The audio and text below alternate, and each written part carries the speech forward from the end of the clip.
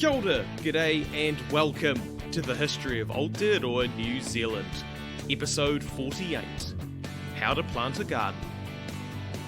This podcast is supported by our amazing patrons, such as Christina. If you want to support Hans, go to patreon.com/historyaotearoa.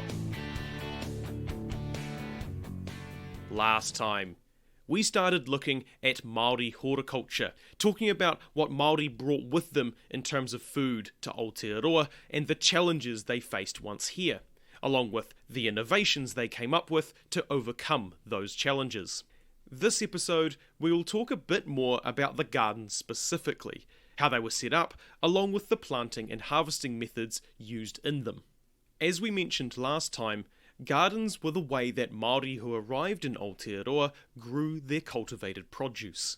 This method even persisted through the early European period, with calls for its return, in a form, today. Gardens were often near the village or pa, but not always, as some could be quite some distance away or scattered around a bit.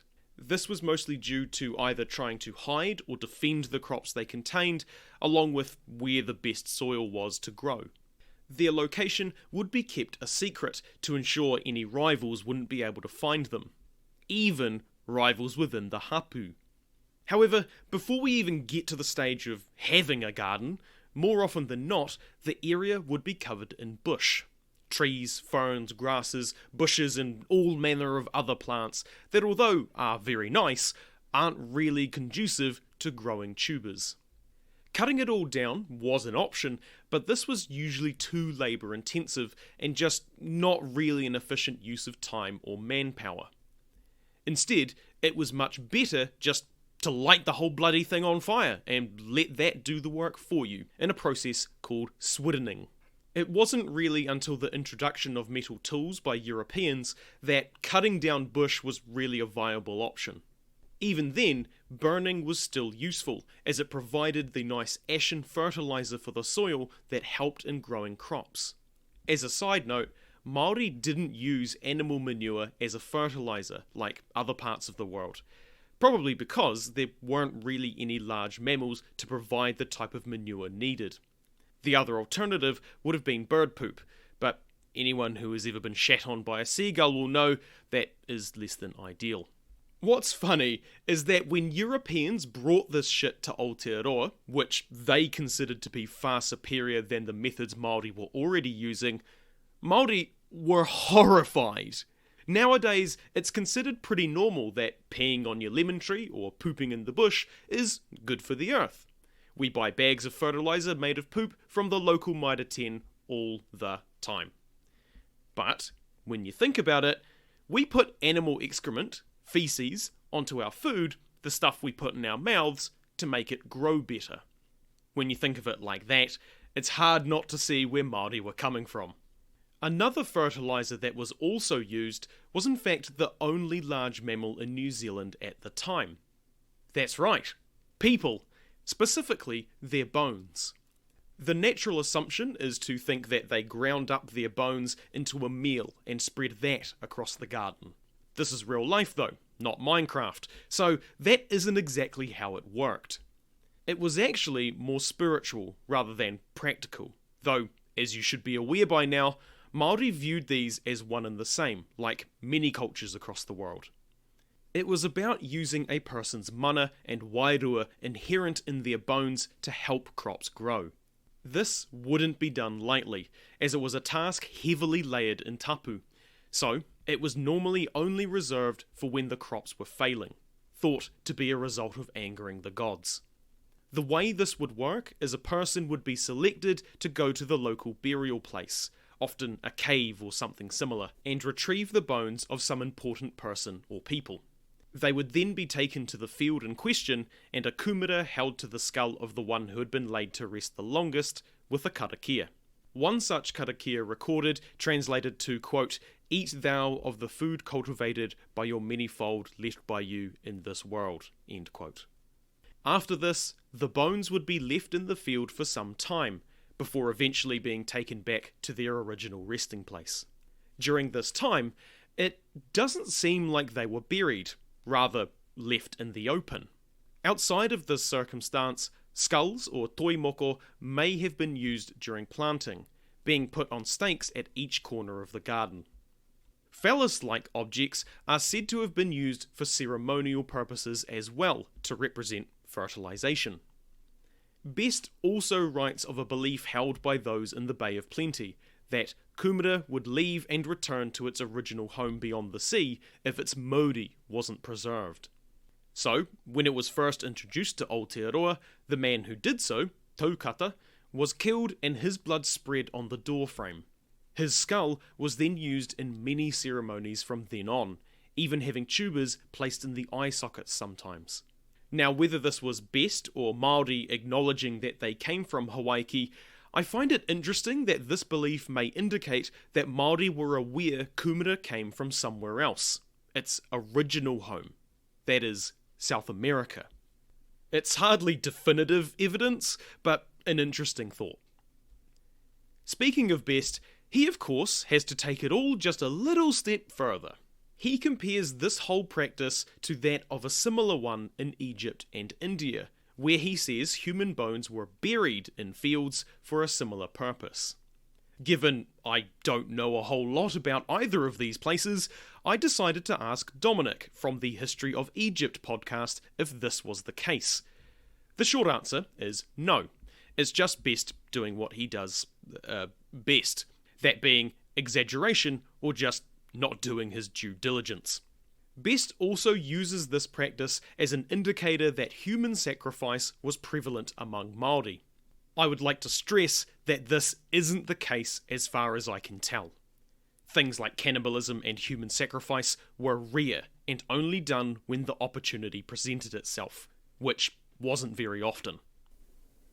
Let's move away from that long side note and talk more about the gardens themselves. As we talked a bit about last time, boundaries would be marked by long piles of stones, basically low stone walls. Sometimes these walls would be put near each other with a small gap between them, making a path for a person to walk through without trampling crops on the way.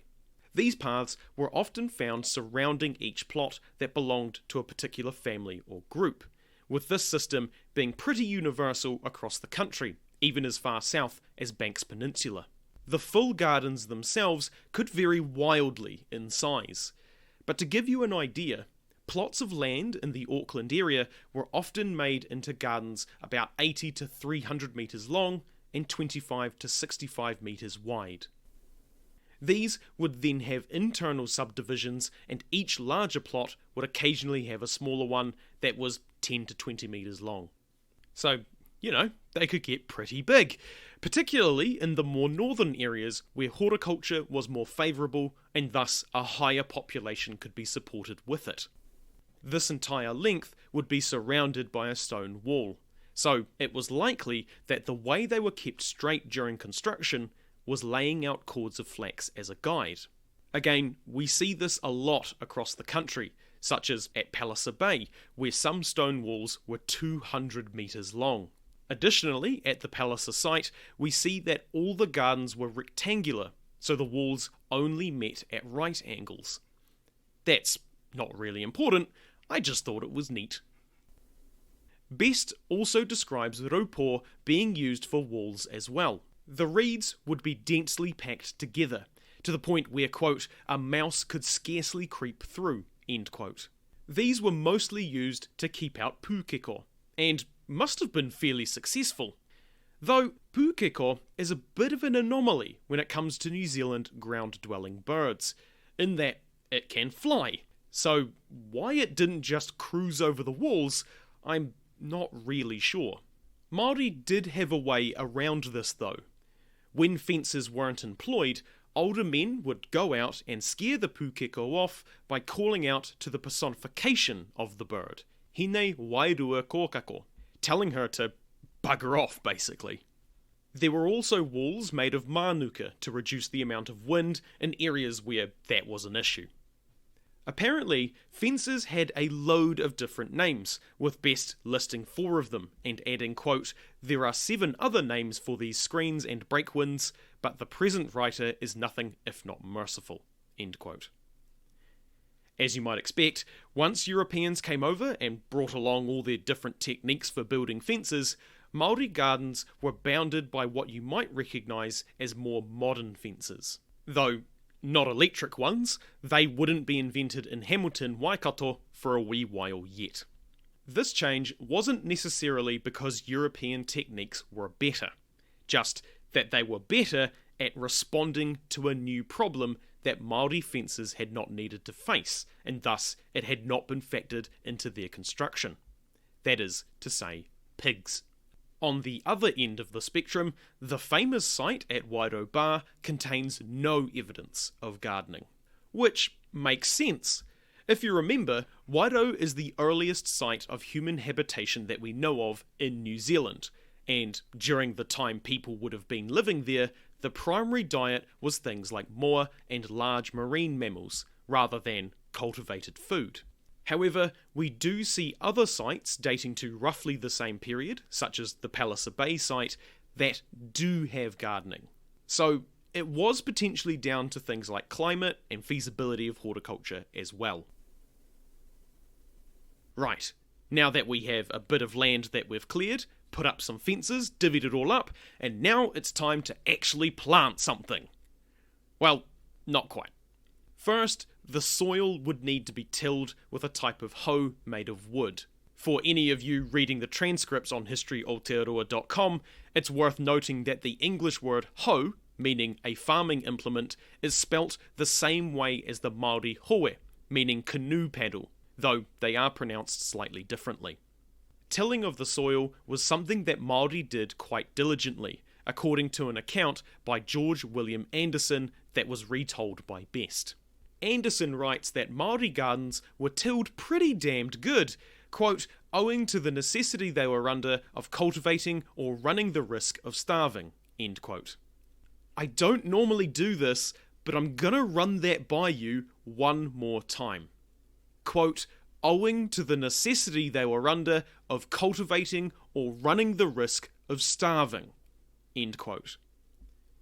Now, this initially struck me as a pretty strange thing to say. What he is essentially saying is that Māori were putting lots of effort into growing food because otherwise they might die of starvation. Like, of course that's why they were putting effort into tilling the soil. Anyone puts effort into farming because they'll starve. That's the point! Oh my god. Anyway, what made this funnier for me is that Alston Best, a Pākehā man writing in the early 20th century, and someone I almost never agree with, in the next line says that this is, quote, a peculiar remark, end quote. Even Alston thought this was a dumbass thing to say. To go on even more of a tangent, which may explain some of this, Anderson wrote a book on Cook's 3 voyages, where this quote comes from. But his name doesn't exactly appear on the manifest as being part of the crew on any of them. So it stands to reason that he got his information second or third hand. Except, after a bit of digging, I found out it is most likely that Anderson is a pseudonym for the publisher Alexander Hogg, who was on Cook's first voyage as a purser. Basically, an ocean accountant. Too bad this poor attempt to veil his name didn't stop us from finding him and calling out his galaxy brain thinking. Anyway, let's not get too sidetracked and talk a bit about the tools that Māori were using. As we said before, the hoes they used were made of wood, as were pretty much all the tools they used for horticulture. Things like spades and shovels were the primary tools used, along with trowels, called ketu, and the timo, a forked branch that was made into a flat blade that kinda looked like an adze or pickaxe. The tool landscape obviously changed as Europeans brought their own tools, but we will get to that in a later episode. The soil that Māori were planting in didn't tend to be too heavy or difficult to work with, and they also didn't do any intense ploughing like their European counterparts, so there wasn't really a need for tools to be made of anything tougher than wood. Instead, they would just loosen the earth to prepare it for planting. Although there were lots of variations in the shovels and spades they used, I won't talk about them all. Instead, I'll put up some pictures on the website to show you what they looked like. What I will mention briefly is the ko, a nearly 2 metre long rod with a slightly pointed end.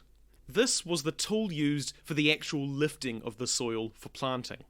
Like a lot of spades that Māori used, it had a quite cool feature, in that there was a stick attached horizontally near the bottom, which would act like a footrest. During the tilling and planting, which was a very organised affair, tools could be decorated with feathers or sometimes have crescents carved into them. The crescents are significant because they represent Marama, the moon, who in turn is associated with Rongo, the god of peace. More importantly for us though is that he is also the atua of kumara and all cultivated foods. There is a bit to unpack there, and the link from the crescent on the tools to Rongo may not be obvious, so let's work our way through it. Hopefully it's pretty clear where the symbol of the crescent comes from in terms of representing the moon. It's one of the phases and a common symbol for it across the globe. The link between Marama and Rongo makes a bit more sense when you know that the Māori calendar was a lunar one, and the planting and harvesting seasons were heavily dictated by its phases. We see this association across the Pacific. Additionally, the reason Rongo is the god of peace as well as cultivated food is that farming and growing crops was something you really did in peacetime. You know, swords into plowshares kind of thing. Those of you who may be a bit more up with the Māori pantheon may be aware that Rongo goes by a few names. Rongo Matane is the one I have used in the past. However, he also goes by Rongo Aotearoa and Rongo Hirea. For the purposes of this episode, I will just be referring to him as Rongo for simplicity. Rongo is sometimes depicted as being the father and generally the bloke behind kumara. However, sometimes he is distanced from that role a bit more, and instead is linked with female fertility as well as land fertility. In particular, in the form of Pani Tinaku, the woman who birthed the kumara. Depending on who you ask, she may or may not be Rongo's wife, Rongo having seeded the kumara inside her. Pani Tinaku's name also means to germinate or to increase, so again, ideas of planting, fertilization, and the like.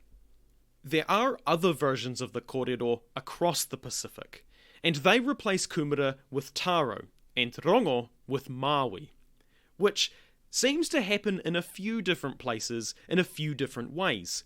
So there seems to be a link between the two figures, either as the same person or being associated with similar cultural ideas. For example, Pani Tinaku may have been Maui's foster mother, or his auntie on his father's side. These gods weren't just abstract beings in the ether though. Māori often made stone carvings depicting Rongo and Pani in the gardens after planting, so that they would oversee them and protect the crops. These carvings were called taumata atua, roughly translating to resting places or abiding places of the gods. Though, if you go reading about them, you may hear them referred to as kumara gods, which even best says is a, quote, highly objectionable name, end quote. Oh, he seems to be doing pretty well this episode. Oh, no, wait. He then goes on to say that Māori only saw these carvings as symbols, a visual representation of a being that was immaterial, which I personally highly doubt, given Māori thought the gods, spirits, and their ancestors permeated and influenced every aspect of their lives through things like tapu. Let's also not forget that, as a Pākehā, he probably worshipped a dead god who was both divine and human at the same time, whilst also being a spirit and an omnipotent man in the sky, but also three people at once, which he may or may not have given thanks to by eating the god's body and drinking his blood, depending on his denomination. I'm not trying to say which religious views are correct. Hans is a strictly everything can be explained by science podcast for the sake of reducing bias. But I just want to point out that maybe don't go throwing stones in a glass house. Just when you thought best was taking one step forward and another back, he does a big ol' backflip by descrying similarities between pani and rice, particularly in its South Indian context. Basically, what he says is that the origin story of Kumara is that pani gives birth to him in water, and rice is grown in water.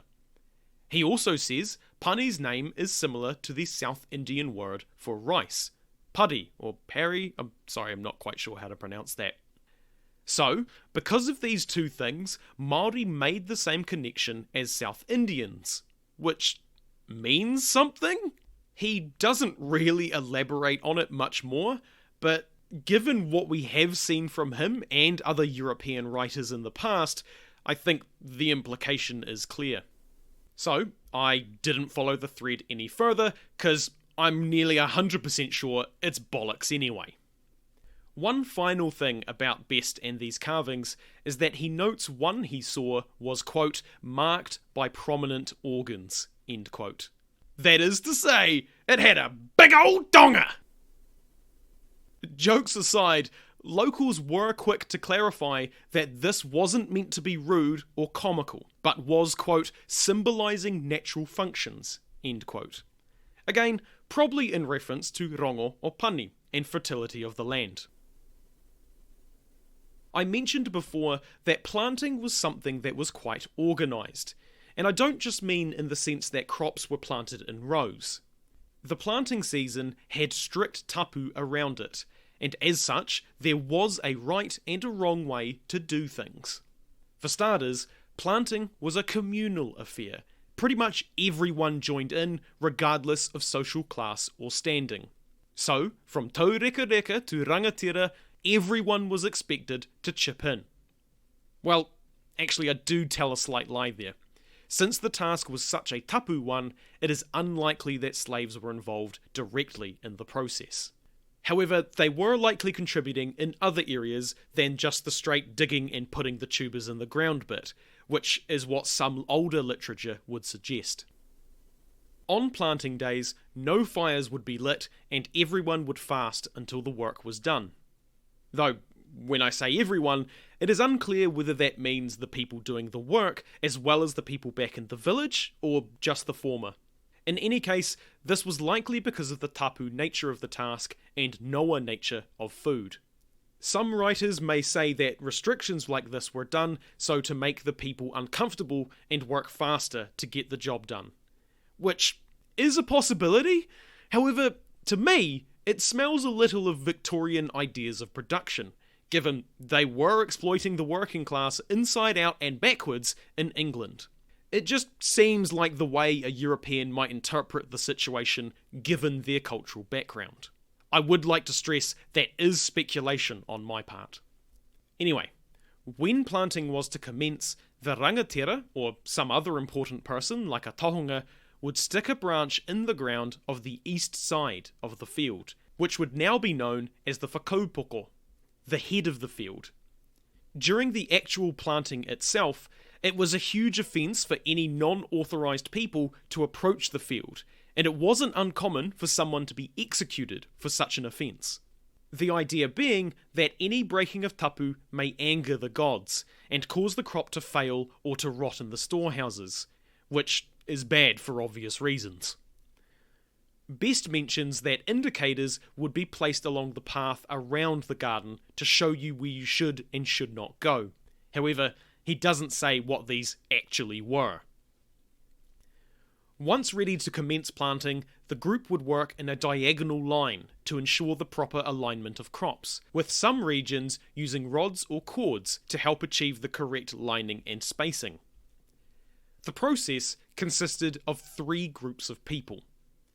Diggers would go first and dig a hole, followed by the mound formers, who would, funnily enough, form the mounds the kumara would grow in. Finally, the planters would come along with the seed tubers themselves and plant them in the mound with 1 tuber per mound. The whole thing wasn't just willy-nilly though. It had to be done precisely, and was set to a rhythm of the group chanting. This would be led by one of the diggers, probably one of the most experienced ones. In fact, digging was a bit of a complicated process, and if a person didn't know what they were doing, they would likely be sent to the planting group instead. Best does go into how the whole digging process works, but it's pretty detailed and a bit too in the weeds, so I won't get into it here. This whole planting ritual was called a tefa. In saying that though, Best does say the tefa was the chant itself, so, not really sure on that one. As you would expect, the tapu needed to be lifted when the work was done, and this was usually done by the way of ceremony. In one case, it involved passing a kumara around the group from their right to left hand before burying it as an offering to Rongo. Next time, we talk about how Māori cared for their plants as they grew. In particular, we focus on weeds. Not the cannabis kind that New Zealand will be holding a referendum in a couple of weeks to potentially make legal, but the kind that you find in your garden that you immediately pull up. On that note, remember to vote and have your say this election. If you want to send me feedback, ask a question, suggest a topic, or just have a chinwag, you can find my email and social media on historyaotearoa.com. Aotearoa spelt A-O-T-E-A-R-O-A. This podcast is a one-man band. If you enjoy listening to me talk history, you can support us through Patreon, buy merch, or give us a review. It means a lot and helps spread the story of Aotearoa, New Zealand. As always, haritu atu, hoki tu mai. See you next time.